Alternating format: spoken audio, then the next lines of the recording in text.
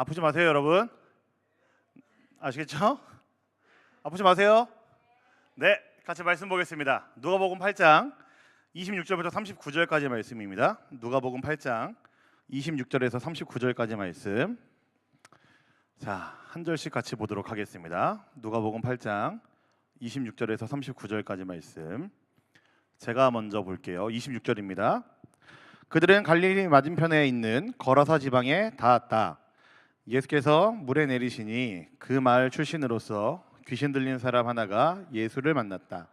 그는 오랫동안 옷을 입지 않은 채 집에서 살지 않고 무덤에서 지내고 있었다. 그가 예수를 보고 소리를 지르고서 그 앞에 엎드려서 큰 소리로 말하였다.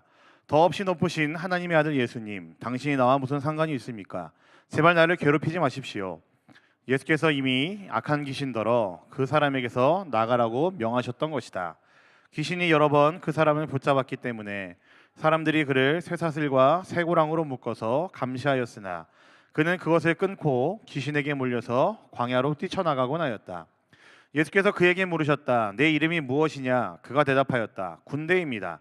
많은 귀신이 그 사람 속에 들어가 있었기 때문이다. 귀신들은 자기들을 지옥에 보내지 말아달라고 예수께 간청하였다.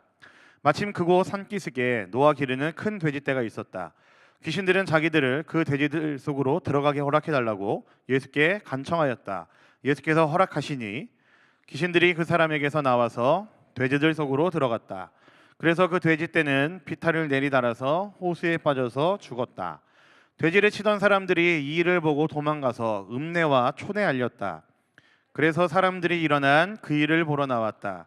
그들은 예수께로 와서 귀신들이 나가버린 그 사람이 옷을 입고 제정신이 들어서 예수의 발 앞에 앉아 있는 것을 보고 두려워하였다. 처음부터 지켜본 사람들이 귀신 들렸던 사람이 어떻게 해서 낫게 되었는가를 그들에게 알려주었다. 그러자 거라사 주위의 고을 주민들은 모두 예수께 자기들에게서 떠나달라고 간청하였다. 그들이 큰 두려움에 사로잡혔기 때문이다. 그래서 예수께서는 배에 올라 되돌아가시는데 귀신이 나간 그 사람이 예수와 함께 있게 해달라고 애원하였으나 예수께서는 그를 돌려보내시며 이렇게 말씀하셨다.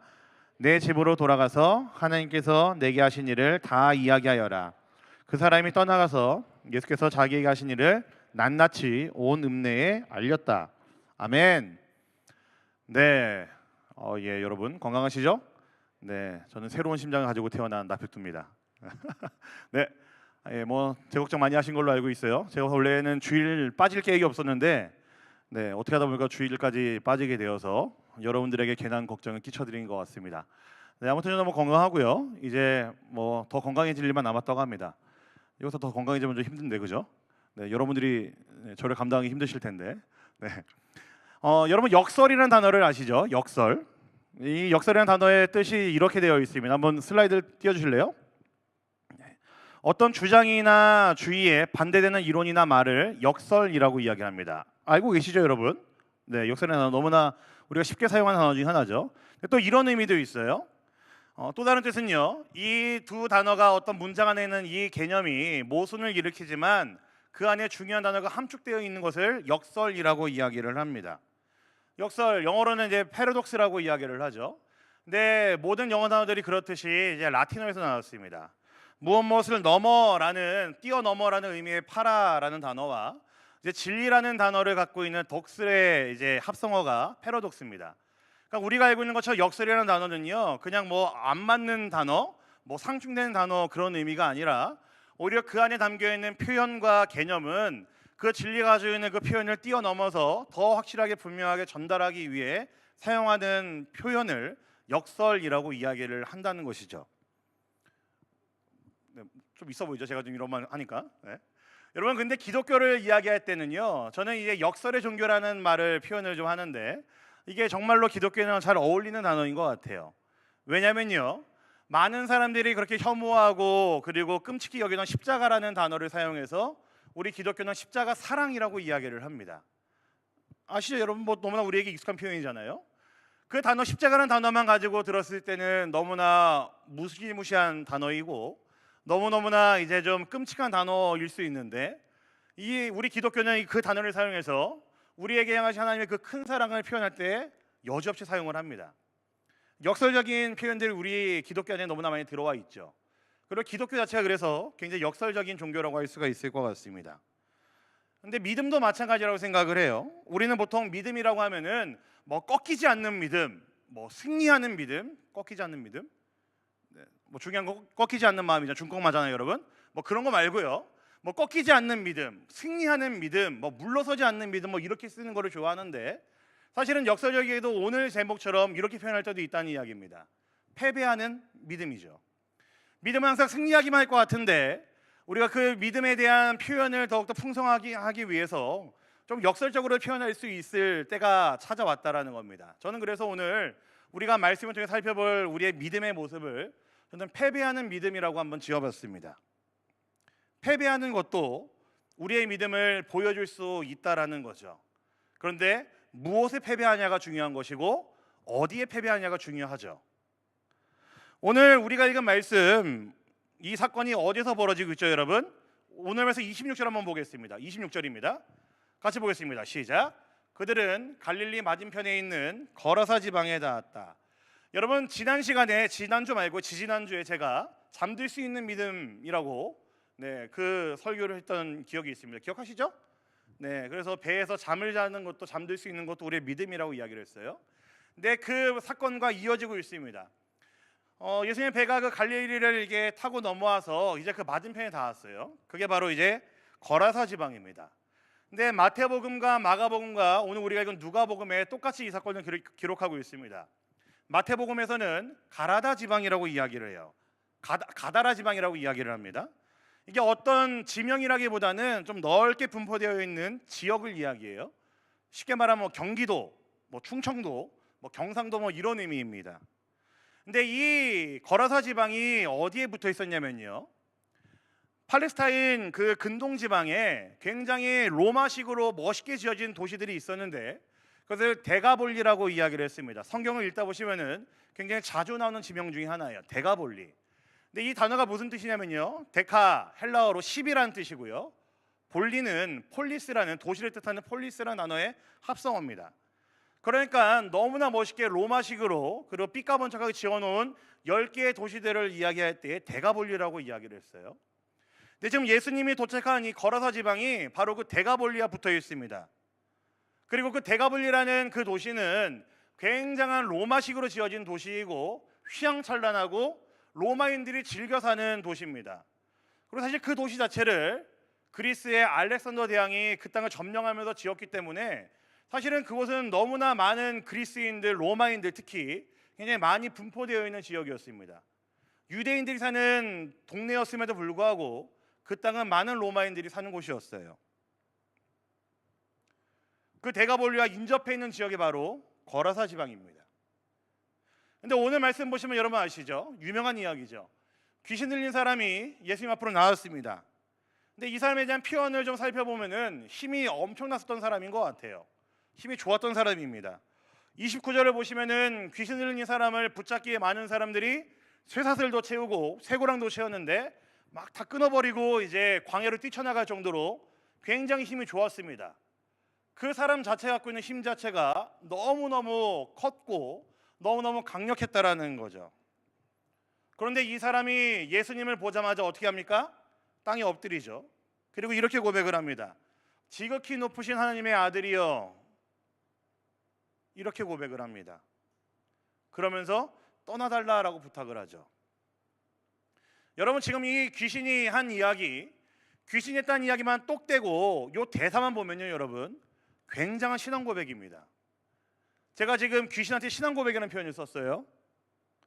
복음서에 기록되어 있는 신앙 고백들이 여러 가지가 있는데 그 중에서 가장 최고의 신앙 고백은 아마 마태복음 16장 18절 18절에 나와 있는 베드로의 고백일 겁니다. 여러분 아마 잘 아실 거예요. 베드로가 이렇게 고백합니다. 예수님에게 너희는 나를 누구라 하느냐라고 했더니 베드로가 주는 그리스도시요 살아계신 하나님의 아들이시니이다 라고 고백을 해요. 또 예수님께서 그 베드로의 고백을 굉장히 기뻐하십니다.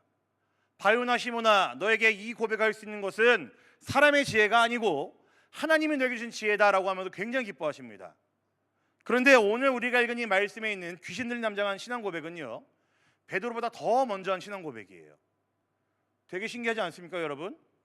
귀신이 베드로보다, 예수님의 그 클래스의 반장이었던 베드로보다 더 예수님을 먼저 알았습니다. 더 예수님을 확실하게 고백을 했고요. 예수님이 하나님의 아들이라는 사실을 귀신은 알고 있었다라는 거죠. 대단하지 않아요? 귀신도 이렇게 고백을 합니다. 그런데 예수님의 대답이 뭐였어요, 여러분? 간단하게 딱 이겁니다. 야, 잔소리하지 말고 가라, 이거였습니다. 기뻐하지 않으셨어요. 여러분, 예수님의 반응이 왜 이럴까요? 베드로의 반응, 굉장히 베드로의 신앙 고백도 되게 비슷하거든요. 예수님에게 하나님의 아들이십니다 라고 이야기했는데 예수님 기뻐하셨어요. 근데 귀신이 한 고백은 비슷한데도, 먼저 했는데도 예수님이 기뻐하지 않으셨습니다. 왜 그럴까요, 여러분? 예수님이 왜 기뻐하지 않으셨을까요? 중요한 믿음의 원리가 여기에 있습니다. 여러분, 예수님이 그냥 단순히 우리의 입술로 하나님의 아들, 뭐 예수님이라고 고백하는 것은요, 입술로만 고백하는 것은요, 진짜 믿음이 아니라는 거예요. 세상의 모든 사람들이 예수를 그리스도로 알아보지 못했고 귀신만이 예수님을 그리스도라고 고백을 했다고 해도 예수님께서는 귀신의 그 고백을 진짜 믿음으로 받지 않으셨다라는 이야기입니다. 여러분, 제가 중요한 얘기하고 있어요, 여러분. 여러분, 진짜 믿음은요, 아는 거에서 끝나는 게 아니라는 이야기예요. 입술로 그냥 고백 몇 마디 하는 거에서 끝나지 않는다라는 이야기입니다. 여러분, 물론 아는 거 중요해요. 그래서 이 아는 것 때문에 지금 12명, 13명이 저랑 같이 양육반하고 있거든요. 이 친구들 매주 예습하고 큐티하고 뭐 말씀 읽고 기도하면서 그 과정들을 밟아가고 있습니다. 아는 거 중요합니다, 여러분. 지적인 동의가 필요하고 말씀을 통해 하나님을 알아가기 위한 노력도 분명히 필요합니다. 그런데 여러분, 진짜 믿음은요, 그러나 지식에서 끝나는 게 아니고 아는 것 정도에서 끝나지 않는다라는 거죠. 다른 무엇인가가 있어야 된다는 이야기입니다. 그래서 예수님은 이 귀신의 고백을 기뻐하지 않으셨습니다. 다른 무엇인가가 뭐가 필요할까요? 저는 그것을 오늘 말씀에서 좀 발견을 했습니다. 잘 따라와 보세요. 예수님께서 귀신의 이름을 물었어요. 귀신이 자신의 이름을 이렇게 얘기합니다. 군대입니다 라고 이야기를 해요. 군대라고 했던 이야기는요, 우리 남자들 군필자들 많이 있죠. 우리가 아는 딱 그 용어 맞습니다. 이제 헬라어로 레기온이라고 하는데 로마에서 이제 군대를 편성했을 때 직제되어 있는 그 군대 그 자체를 이야기합니다. 보통 3,000명에서 6,000명을 이야기하고요, 많게는 10,000명 이상도 이야기를 해요. 군대라고 했을 때는요. 그러니까 이 한 사람 몸에 몇 명이 들어와 있는 거예요, 귀신이? 최소 뭐 3,000명, 10,000명 이상 들어와 있다라는 이야기죠. 이 남자의 인생이 가련할 수밖에 없어요. 그의 몸에 많은 귀신들이 들어와서 귀신들의 뜻대로 살아갈 수밖에 없고, 뭐 그 남자도 뭐 마음이 동했겠죠. 자신이 원하는 대로 마음껏 살아갑니다. 힘도 세요. 쇠사슬도 끊을 수 있고 쇠고랑도 끊을 수 있고 하고 싶은 대로 다 하며 살 수 있는 사람입니다. 자기 멋대로 사는 사람이죠. 근데 그 사람이 이렇게 간청합니다. 지옥에 보내지 말고 돼지떼에게 보내달라고 예수님에게 간청을 해요. 그리고 예수님께서는 허락하시고 이 사람 몸에 들어있던 군대 귀신들, 10,000명 되는 귀신들이 전부 다 돼지들에게 들어가서 죽었습니다. 잘 아는 이야기죠. 근데 재밌는 게 있어요, 여러분. 오늘 말씀 되게 이상한 말씀입니다. 여러분, 제가 거라사 지역은 어느 나라 땅이라고 얘기를 했어요? 제가 유대인들 땅입니다. 근데 그곳에서 뭘 기르고 있어요, 지금? 뭘 기르고 있죠? 돼지를 기르고 있습니다. 성경을 조금 아시는 분들은 잘 아실 거예요. 여러분, 돼지는요, 유대인들이 혐오하는 동물입니다. 속상하죠? 그 맛있는 거를. 유대인들은 돼지를 혐오합니다. 네, 제일 싫어하는 동물 중에 하나가 돼지예요. 유대인들은 입버릇처럼 이방인들을 표현할 때 돼지 같은 민족들이라고 표현을 하고요, 그들 안에 있는 그 나그네들을 이야기할 때 개와 돼지라고 표현을 하면서 그들이 얼마나 혐오한지를 밝히고 있습니다. 이게 조금 상식과도 같은 건데요, 여러분, 유덴자우라는 단어가 있어요. 들어보셨어요? 유덴자우. 네, 그 유대인들을 비하할 때 자주 사용됐던, 유럽인들이 사용했던 표현 중에 하나가 유덴자우라는 단어입니다. 이게 유대인이라는 단어랑 디자우는 이제 독일어거든요. 제가 독일어과 나왔어요, 여러분. 몰라, 되게 놀란 표정들이네. 제가 독일어과 나왔습니다, 여러분. 네. 자우가 이제 돼지라는 뜻인데요, 이제 유대인들을 혐오하는 사람들은요, 유대인들을 조롱할 때 유대인자오라는 단어를 사용했어요. 왜냐하면 이거만큼 유대인들의 마음을 괴롭히는 말이 없거든요. 지금 그림 보시면 아시죠? 저 돼지 젖을 빨고 있는 사람이 있어요. 보이세요? 네, 희한하죠? 저렇게 표현을 했습니다. 왜냐하면은 유대인들을 조롱하는 거예요. 너희가 그렇게 혐오하는 돼지들을 젖 빨고 있는 게 바로 너희들 유대인들이라고 하면서 지금 모욕하고 있는 겁니다. 비슷해요. 유럽인들은 이렇게 유대인들을 비하하고 모욕했습니다. 사실 나치들도 심하게 했고요. 여러분, 제가 이야기 그냥 넘어가도 됩니다. 제가 왜 준비했냐면은 그만큼 유대인들은 돼지를 혐오했다고요. 근데 재밌는 건 뭐예요? 지금 유대인들의 땅에 뭘 키우고 있어요? 돼지를 키우고 있습니다. 왜 돼지를 키웠을까요, 여러분? 왜 먹지도 않는 돼지들을 유대인들의 땅 거라사 지역에서 키우고 있었을까요? 그 의미를 생각해 보면은 참 재밌습니다. 여러분, 제가 아까 거라사 지역은 어디랑 붙어 있다고 얘기를 했죠? 10개의 도시 데가볼리아 붙어 있다고 말씀을 드렸죠. 데가볼리는 어떤 식의 도시라고 얘기를 했어요? 그리스식, 로마식이라고 말씀드렸습니다. 여러분, 보통 로마식 도시라고 한다면 그 안에는 온갖 향락과 쾌락이 가득한 도시예요. 로마인들, 그리스인들이 섬기는 신들이 가득한 도시가 바로 그리스식, 로마식의 도시입니다. 그곳에서는 돼지를 우상 제물로 바쳤습니다. 자, 그렇다면 한 번 더 여러분 생각해 보시죠. 데가볼리아 붙어 있는 거라사 지역에서, 유대인들만 사는 그 지역에서 돼지를 키웠다라는 이야기는 무슨 뜻일까요, 여러분?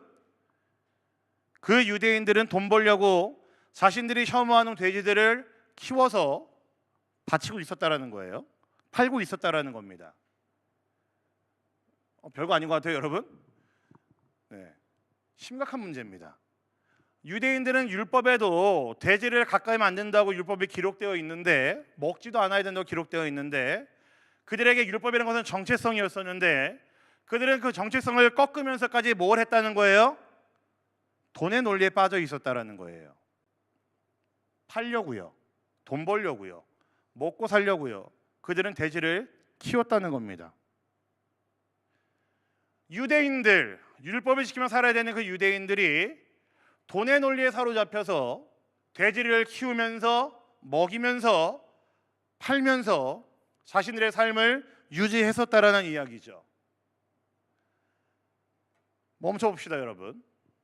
여러분 우리의 모습 한번 같지 않냐 한번 생각을 해보자고요. 지금 두 부류의 인물이 등장을 하죠. 귀신 들린 사람, 온갖 귀신들이 들려서 10,000명 이상 되는 귀신이 들려가지고 힘이 굉장히 강력한 귀신 들린 사람이 등장을 합니다. 또 한 부류의 사람은요, 거라사 주민들의 모습이에요. 돈의 논리에 빠져서 자신들의 정체성을 잊어버리고 돈 벌기에 급급해 있는 사람들의 모습도 등장을 합니다. 여러분, 이 두 부류의 사람들의 모습이 저와 여러분들 안에 골고루 들어있지 않습니까? 어떻게 생각하십니까, 여러분? 귀신 들린 자, 이 귀신 들렸던 남자의 고백은요, 지적인 동에 불과하다고 말씀을 드렸죠. 그러다 귀신이 발작을 일으키면은 쇠사슬을 끊을 정도로 강력하고 자기 멋대로 사는 사람이 바로 이 귀신 들린 사람이었습니다. 지금 우리의 모습과 비슷하다고 얘기하는 게 바로 이거예요. 우리가 갖고 있는 능력과 어떤 인간적인 관계, 방법으로 살기를 원하고 있는 저와 여러분들의 모습 아니냐 이 말이죠. 그로 인해 승승장구하고 싶어하고 세상에서 성공하고 싶어하고 내 힘으로 내 멋대로 살고 싶어하고 하나님 필요 없다고 이야기하고 살고 싶어하는 우리들의 모습과 크게 다를 게 없습니다. 제가 볼 때는 내가 갖고 있는 힘이 워낙 강력하니까, 내가 하고 싶은 것이 너무나 분명하니까, 내가 손에 쥐고 싶은 것들이 너무나 많이 있으니까 군대 귀신 들리는 남자의 모습과 크게 다르지 않은 것 같아요. 여러분, 거라사 주민의 모습은 또 어떤가요? 돈의 논리에 사로잡혀서 자신들의 정체성 그 자체의 율법을 무시해버리고 살고 있었던 그 유대인들의 모습, 우리 안에 똑같이 있지 않아요? 돈, 물질, 이게 우리 인생의 전부인 것처럼 그렇게 살기를 원하고 있는 우리들의 모습과 비슷하지 않습니까? 분명한 믿음 없이 어떤 종교 행위로만 만족하고요, 그러면서도 여전히 우리의 생각들은, 우리의 모든 머릿속에 있는 우리의 모든 방법들은 돈의 논리에만 사로잡혀 있는, 지금 이 땅을 살아가고 있는 많은 그리스도인들의 모습과 비슷하지 않습니까? 여러분 저를 어떻게 보실지 모르겠지만 저는 어렸을 때 좀 잘 살았습니다. 왜 코웃음이시지? 제가 좀 이게 빈티나게 생겼어요? 아니, 제가 좀 그래도 어디 나가면 자꾸 부티난다는 얘기 많이 듣던 사람인데, 저희 집이 좀 잘 살았어요. 그래서 여러분, 요즘은 이제 브랜드가 많이 있잖아요. 근데 제 또래 좀 비슷하신 분들은 아실 거라 생각을 합니다. 저희 때는 나이키 신발 신으면은 진짜 잘 사는 집이었어요. 나이키 농구화, 리복 농구화, 벌집 에어 뭐 이렇게 하면은 친구들 꿈뻑 죽었거든요. 근데 제가 이제 학교 다닐 때 신경 써야 되는 게 뭐였냐면요, 이 비싼 운동화를 엄마랑 아빠가 사주시면은 거기다 항상 제가 이제 안에다 이름을 써야 됐습니다. 어머니랑 아버지가 계속 이름을 써주셨어요. 그 신발 혀라고 그러죠. 네, 혀 안에 그 바코드 찍혀 있고 치수 나와 있는 데다가 매번 그 네임펜으로 이름을 써주셨어요. 왜 이름을 써주실까요? 제가 자주 잃어버렸거든요. 근데 사실 제가 자주 잃어버린 게 아니고요, 제 신발을 자주 훔쳐갔어요. 학교 형들이 뭐 친구들이 손버릇 나쁜 애들이 자주 훔쳐갔습니다. 그래서 이제 신발 항상 신발조에다 넣고 이름 꼭 써놓고 항상 이제 신발조에 놓는 그런, 알죠? 그 초등학교 여러분 나왔잖아요. 저는 국민학교였었는데, 거기에다 놓는 게 아니고 항상 이제 책상 옆에 이제 걸어놓고 항상 있었거든요. 누가 못 훔쳐가게 하려고. 근데 가끔 저희 어머니 아버지 항상 이제 진짜 브랜드, 이제 진짜 신발을 사주시다가 가끔 정말 우리가 잘 아는 단어 짝퉁 신발을 사주실 때가 있어요. 그때는 뭐 나이키가 아니고 뭐 나이스 뭐 이런 거죠. 뭐 퓨마가 아니고 파마 뭐 이런 거 있잖아요. 네, 아디다스 아니고 뭐 아디도스 뭐 이런 거. 근데 그런 신발 신고 오면은 괜찮습니다. 그냥 막 놔요. 막 놔도 사람들이 갖고 갈까 안 갖고 갈까요? 안 갖고 갑니다. 왜요? 짝퉁기 티가 나거든요. 딱 봐도 이게 진퉁인지, 전문 용어 썼어요. 진퉁인지 짭인지 압니다. 여러분 지금이야 뭐 제가 중국 와서 제일 지금 놀라는 게 그거예요. 중국의 그 이미테이션 기술. 와, 너무너무 놀라워요. 타오바오 만세. 너무너무 좋습니다. 중국 제가 온 지 10개월 됐는데 중국의 타오바오는 정말 하나님이 주신 선물이라고 저는 생각을 해요. 네? 그 뭐 우러러 볼 수 없는 그 비싼 고가의 제품들을 굉장히 저렴한 가격으로 우리들에게 유통시켜 주시는 타오바오, 네, 감사하죠. 네, 지금이야 뭐 이렇게 너무나 이제 기술이 높아져 가지고 식별할 수 없지만 좀 힘들지만 여러분 그래도 진짜와 짭은 구분이 가능합니다. 저는 오늘 말씀을 좀 묵상하면서요, 요 생각이 너무 많이 났어요. 우리의 믿음이 진퉁이냐, 우리의 믿음이 짝퉁이냐는요, 저는 오늘 말씀을 보면서 우리가 확실하게 판가름할 수 있으리라 생각을 합니다. 자기 힘대로 살았던 귀신, 굉장히 힘이 강력했던 그 남자, 근데 입술로는 예수님을 그리스도로 고백합니다. 하나님의 아들로 고백합니다. 그런데 이 사람의 믿음은 뭐예요, 여러분? 진퉁이에요, 짭퉁이에요? 짝퉁입니다. 율법을 저버리고 돼지를 키우며 살았던, 돈의 논리에 사로잡혀서 살았던 유대인들, 뭐 그들은 뭐 어떤 종교적인 행위들은 다 해왔겠죠. 근데 그들의 믿음은 여러분 진퉁입니까, 짝퉁입니까? 짝퉁입니다. 지금 우리는요, 가짜 믿음을 좀 보고 있어요. 귀신 들렸던 남자, 그리고 거라사 지방의 유대인들은요, 가짜 믿음을 갖고 있던 사람들입니다. 그런데 이들과 비교가 되는, 확연하게 비교가 되는 진짜 믿음이 또 등장을 합니다. 진퉁이죠. 어떤 사람이냐면요, 귀신 들렸던 남자가 예수님께 치료를 받습니다. 그 남자의 모습 한번 보시죠. 35절 한번 보겠습니다. 35절입니다. 자, 시작. 그래서 사람들이 일어나 그 일을 보러 나왔다. 그들은 예수께로 와서 귀신 들린 나가버린 그 사람이 옷을 입고 제정신이 들어서 예수의 발 앞에 앉아 있는 것을 보고 두려워하였다. 자, 여러분 지금 이 말씀에 눈에 들어오는 표현이 있으세요? 제가 오늘은 좀 표시를 따로 못하는데 여러분 어떤 표현이 눈에 들어오십니까? 저는 이 말씀 설교 준비하고 묵상하다가요, 딱 요 말씀이 눈에 딱 들어왔어요. 뭐냐면요, 귀신들이 나가버린 그 사람이 옷을 입고 제정신이 들어서 예수의 발 앞에 앉아 있었다라는 표현입니다. 여러분, 보통 사람이 어떤 사람의 발밑에 앉아 있다는 표현은 어떤 의미일까요? 어떤 의미예요, 여러분? 복종의 의미죠. 졌다라는 의미입니다. 기브업한 겁니다. 귀신 들렸던 이 사람 지금 어떻게 하고 있어요, 여러분? 예수님 앞에 항복했습니다. 그런데 그것이 그냥 굴종적인 게 아니고요. 어떻게 하고 있대요? 옷을 입었고 제정신을 차렸답니다. 자신이 차린 그 말똥말똥한 그 제정신으로 예수님 발 앞에 항복해 있었다라는 거예요. 여러분, 다시 한번 기억해 보시죠. 군대 귀신 들렸던 이 남자의 모습은요, 자신의 능력으로만 강력했기 때문에 이 세상을 자기 마음대로 살고 싶었던 우리들의 모습을 대변한다고 말씀을 드렸어요. 그런데 이 사람이 제정신이 들어서 정신이 건강해져서 건전한 정신, 말똥말똥한 정신으로 예수님 앞에 항복을 선언했습니다. 예수님 내심 앞에 패배를 선언을 했어요. 자신의 힘으로, 자신의 의지로 살렸던 그 모든 것들을 예수님 앞에 내려놓고 자신이 패배했음을 인정했습니다.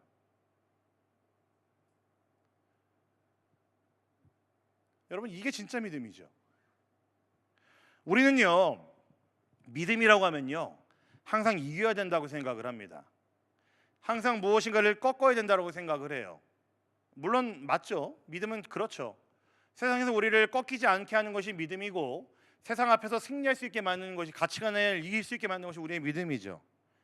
하지만 그 이전에 우리가 가져야 되는 믿음은요, 저는 먼저 우리가 경험해야 되는 믿음은 하나님 앞에 패배해야 되는 이 믿음이 아닐까 저는 생각을 해요. 예수님 앞에 항복해서 내 것을 내려놓고 내가 주인 삼았던 것들을 포기하고 예수님의 그 하나님 되심 앞에 내가 의지했던 것들을 내려놓는 것이 우리의 믿음을 이야기할 때 제일 먼저 필요한 모습이 아닐까라고 저는 분명히 생각합니다. 여러분, 세상에서 말하는 능력들, 세상에서 말하는 돈, 물질, 이 모든 것들은요, 장악해야 된다고 이야기를 하고요, 영향력을 과시해야 된다라고만 이야기합니다. 그런데 우리 주님이 말씀하신 우리의 믿음은요, 그렇지 않아요. 오히려 우리의 믿음은 하나님께 붙잡힌 자의 모습이고 예수님 앞에 엎드린 자의 모습이고 우리가 갖고 있던 것들을 포기했을 때 진짜 믿음이라고 이야기를 한다고요. 예수님 앞에 엎드리는 것이, 넘어져 있는 것이, 내려놓는 것이 진짜 믿음이라고 이야기를 한다는 겁니다. 여러분, 이게 진짜 믿음입니다. 여러분들은 지금 어떻습니까? 지금 여러분들의 믿음은 어때요? 여전히 승리하고 있는 믿음 아닙니까? 물론 뭐 그런 의미는 아니고요. 여전히 여러분들이 갖고 있는 것들을 가지고 예수님에게 승리하고 있는 믿음 아니십니까? 여러분이 손에 쥐고 있는 것들을 여전히 쥐고 있으면서 예수님을 믿는다라고 이야기하고 있는 그런 믿음 아니십니까? 오늘 말씀 말미에 보시면은 예수님의 능력을 봤는데도 이 거라사 주민들의 반응은 이렇습니다. 예수님 떠나주세요 였습니다. 여러분, 돈의 논리에 사로잡힌 사람들은요, 예수님 불편합니다. 오늘 말씀 37절 보실래요? 37절입니다. 보겠습니다. 시작. 그러자 거라사 주위의 고을 주민들은 모두 예수께 자기들에게서 떠나달라고 간청하였다. 그들이 큰 두려움에 사로잡혔기 때문이다. 그래서 예수께서는 배에 올라 되돌아가시는데, 여러분, 이들의 요청이 얼마나 간절했으면요, 예수님께서도 뒤돌아가셨대요. 이들의 반응이 이겁니다. 예수님 가주세요. 우리한테 피해 끼치지 마시고 가주십시오. 저희는 예수님 필요 없습니다. 돌아가 주세요. 이거였어요. 여전히 돈의 논리에 사로잡혀 있는 사람들, 포기하고 있지 않는 사람들은요, 여러분, 예수님 불편합니다. 여러분이 지금 제 이야기를 들으면서 신앙생활을 해오시면서 예수님 불편하시다고 한다면요, 여러분들은 여전히 돈의 논리에 사로잡혀 있는 사람들이고 세상이 말하는 논리에 사로잡혀 있는 사람들이고 세상의 가치관에 사로잡혀 있는 사람들일 거예요. 돈의 논리에 사로잡힌 사람들은 여러분, 예수님이 불편합니다. 그들이 갖고 있던 논리, 가치관을 예수님 앞에서 꺾지 못했습니다. 그러나 예수님을 따르겠다고 이 귀신 들렸던 남자는요, 다르죠. 예수님을 따르겠다고 선언했습니다. 26절 말씀해 보시면은 이 지역에 살았던 남자, 처음부터 살았던 남자로 이야기하고 보면요, 이 사람도 아마 똑같이 그 마을 사람들이 했던 것처럼 뭐 하던 사람이었을까요? 돼지 치우던 사람이었을 거예요. 뭐 도시 남자라는 표현인데 아마 이들과 살았던 그 땅에서 아마 비슷하게 살던 사람이 바로 이 남자였을 겁니다. 근데 이 남자 어떻게 했다고요? 제정신을 차렸고 자신이 종사했던 그 업종을 꺾어버리고 예수님의 발 앞에 엎드렸습니다. 정신이 온전하여져서 자신이 하던 것들을 꺾어버리고 예수님 발밑에 앉아 있었답니다. 패배했다고 선언을 했답니다. 짝퉁과 진짜가 대조가 되죠. 저는 오늘 마지막 말씀에서 눈이 멈췄습니다. 한번 읽어볼까요? 오늘 마지막 말씀 39절입니다. 봅시다. 시작. 내 집으로 돌아가서 하나님께서 내게 하신 일을 다 이야기하여라. 그 사람이 떠나가서 예수께서 자기 하신 일을 낱낱이 온 읍내에 알렸다. 여러분, 이 남자가 예수님을 따르겠다라고 이야기를 했어요. 근데 예수님께서는요, 높 하십니다. 나 따라오지 말고 너 그냥 집으로 돌아가서 너에게 일어날 일들을 사람들에게 알려줘라라고 이야기하십니다. 여러분, 예수님 참 미련하세요. 제가 아마 예수님이었으면요, 이 남자 데리고 다니면서 이야기시킬 거예요. 야, 이 남자 봐봐.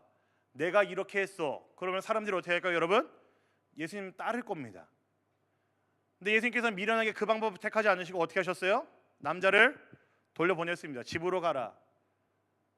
돌아가서 너가 경험한 일들을 사람들에게 알려주고 말해주고 그들에게 전해라라고 이야기했습니다. 집으로 돌아가라는 이야기가 굉장히 눈에 남습니다.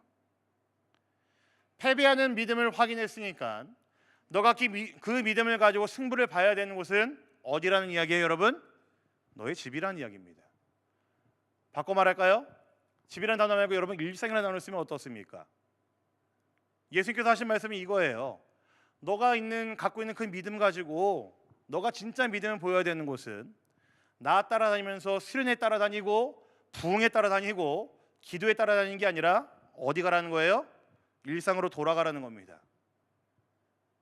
여러분, 우리의 믿음을 보여야 되는 곳은요, 물론 교회도 맞지만 여러분들의 일상입니다. 여러분들의 집, 학교, 직장, 여러분들이 생활하는 그곳에서 여러분들이 믿음을 보여야 된다는 거죠. 저는 여러분들이 패배하는 믿음을 갖게 되기를 소망합니다. 불편해하지 마세요. 패배한다는 나올 때 불편하지 마십시오. 근데 예수님 앞에서 패배라고 그러면요, 저는 얼마든지 패배해도 될 것 같아요. 저는 여러분들이 그 패배하는 믿음을 가지고 여러분들 일상에서 좀 살아냈으면 좋겠습니다. 여러분이 손에 쥐고 있었던 여러 가지 많은 가치관들, 이야기들, 세상에서 말하는 그 방법들 다 예수님 앞에서 좀 꺾어보시고요. 돈, 물질, 최고라고 이야기하고 생각했었던 그 모든 것들을 좀 꺾어보시고 좀 예수님 앞에 좀 패배하는 모습으로 조금이라도 좀 살았으면 좋겠습니다. 여러분, 근데 그것들이요, 한 번에 끝나는 게 아니고 여러 번 반복될 겁니다. 여러분의 일상에서 그 믿음들을 보이면서 저는 그렇게 살면 좋겠습니다. 우리는 가끔 걸어서 주님처럼 살 때가 많이 있죠. 돈의 논리에 사로잡혀서 이것이 최고인 거라 생각을 하고 눈 가리고 아웅하는 식으로 그냥 종교적인 행위 몇 번으로 우리는 우리의 믿음을 만족해야 할 때가 있습니다. 근데 예수님 말씀하시죠. 가짜랍니다. 짝퉁이래요. 여러분, 진짜 믿음은 그 예수님의 예수님 되심 앞에서 여러분들이 갖고 있는 거, 여러분 손에 쥐고 있는 것들을 꺾는 게 진짜 믿음이라고 예수님 말씀하시는 겁니다. 오늘 말씀의 남자처럼 예수님 앞에 여러분들의 생각들을, 고집들을, 욕심들을, 세상의 이야기들을 꺾을 수 있는 여러분이 되길 간절히 소망합니다. 예수님께 패배한 사람들이 되면 좋겠습니다.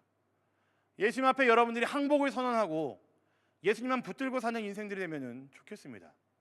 여러분, 청년의 때에 그렇게 살 수 있다는 것은요, 저는 너무나 축복받은 일이라고 생각을 해요.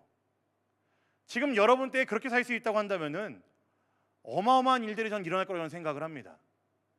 물론 그 어마어마한 게 뭐 의미는 다르겠지만 여러분들의 삶이 하나님께 붙잡힌 바대에서 살아간다면은 여러분, 이보다도 행복한 일이 없을 거예요. 그 믿음을 여러분들의 삶에서, 여러분들의 일상에서 보일 수 있기를 간절히 소망합니다. 예수님 앞에 패배하는 믿음으로 매일매일을 살아가는 사랑 우리 비상대학부 모두가 되시기를 우리 주님의 이름으로 간절히 부탁드립니다. 아멘. 아멘. 네, 우리 함께 찬양할까요? 말씀 기억하면서 우리 함께 찬양하면 좋겠습니다. 지지난주부터 좀 믿음이라는 주제를 가지고 좀 설교 시리즈를 기획했는데 이 찬양이 좀 많이 입에서 이제 맴돌더라고요. 믿음이 없이는 이라는 찬양인데 우리가 얼마나 믿음을 좀 오해하고 있었는지, 믿음을 다르게 생각하고 있었는지, 우리의 생각대로 믿음을 이제 너무나 치장하고 살고 있지 않았었는지를 좀 이 말씀을 통해서 그리고 믿음을 통해서 계속 교정을 하게 됩니다. 네, 여러분들에게도 똑같이 저는 도전을 해요. 우리가 알고 있는 믿음의 세계는 굉장히 넓고 다양하다고 말씀을 드렸었죠. 저는 여러분들이 참으로 믿음 있는 사람들에게 간절히 소망합니다. 여러 가지 색깔의 믿음들을 여러분들 안에 담아내시면서 때로는 어려움 앞에 잠들 수 있는 믿음으로 여러분들의 믿음을 보이실 수 있고요. 때로는 여러분들이 손에 쥐고 있는 것들 너무나 좋고 이뻐 보이고 너무나 여러분들 삶에 도움이 된다고 생각할 수 있겠지만 때로는 그것들이 예수님을 따르는 데 있어서는 필요 없다는 것을 여러분들 절감하고 절실히 깨달으시면서 꺾을 수 있고 예수님을 좀 패배할 수 있는 믿음도 여러분들이 좀 가지면 좋겠습니다. 그리고 그러한 믿음의 모습들을 여러분들의 믿음들을 교회에서 예배드릴 때만 사용하는 것이 아니라 여러분들 집으로 돌아가셔서 여러분들의 일상에서 여러분이 가장 많은 시간을 보내는 그곳에서 여러분들의 믿음을 사용하실 수 있기를 간절히 소망합니다. 우리 그러한 마음으로, 그러한 믿음으로, 그러한 고백으로 함께 찬양하고 기도하며 나가도록 하겠습니다.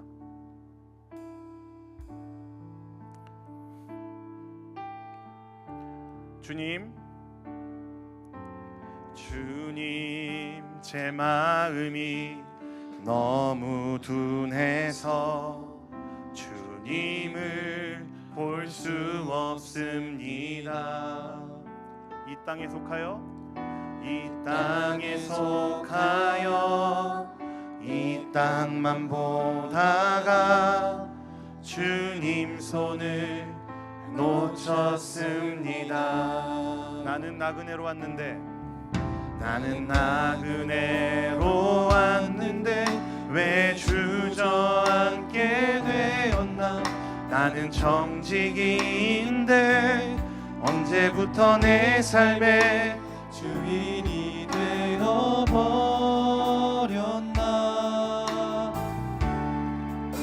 믿음이 없이는 기쁘시게 못하나니 고된 수고도 다 헛될 뿐이라.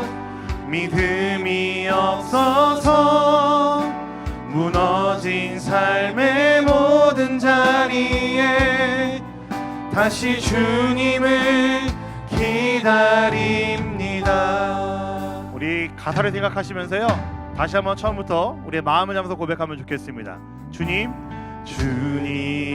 제 마음이 너무 둔해서 주님을 볼 수 없습니다.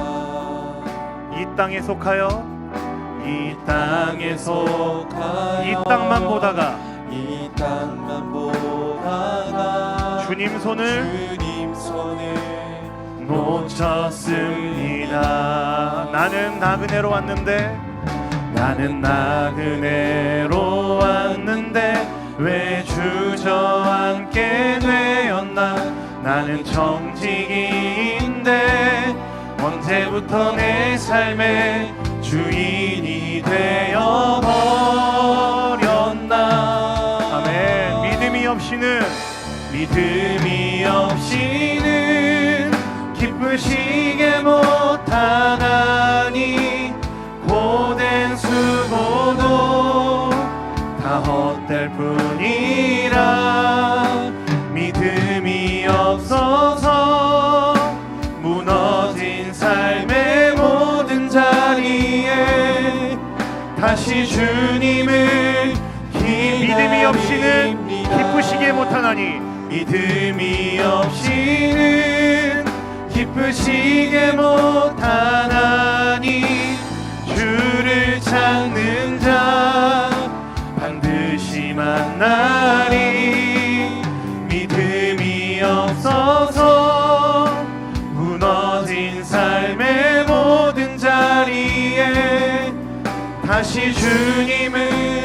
믿음이 없이는 기쁘시게 못하나니 믿음이 없이는 기쁘시게 못하나니 고된 수고도 다 헛될 뿐이라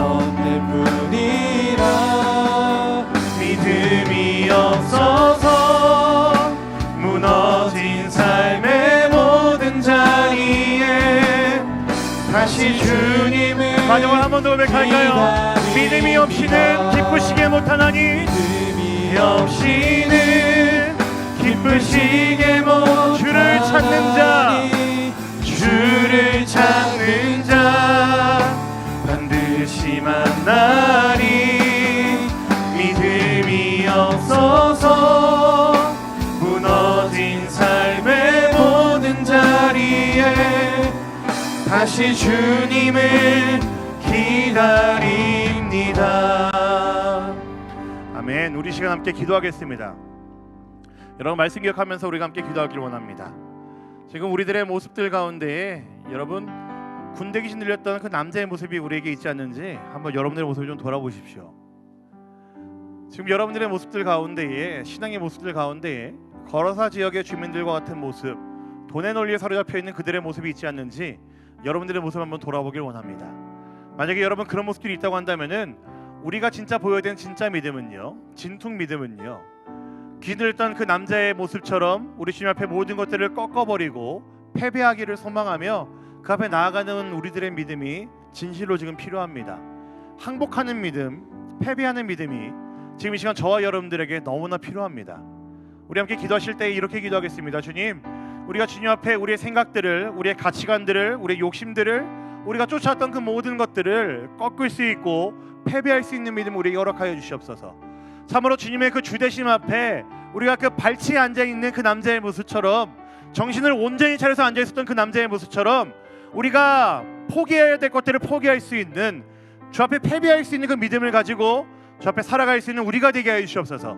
그 믿음을 가지고 나의 일상에서, 나의 가정에서, 나의 학교에서, 나의 직장에서 믿음을 보며 살아갈 수 있는 내가 될 수 있도록 지금 나에게 은혜를 주시옵소서, 힘 주시옵소서. 우리 그런 간절한 마음을 가지고 이 시간 함께 기도하며 나가도록 하겠습니다. 같이 기도하겠습니다. 사랑의 아버지,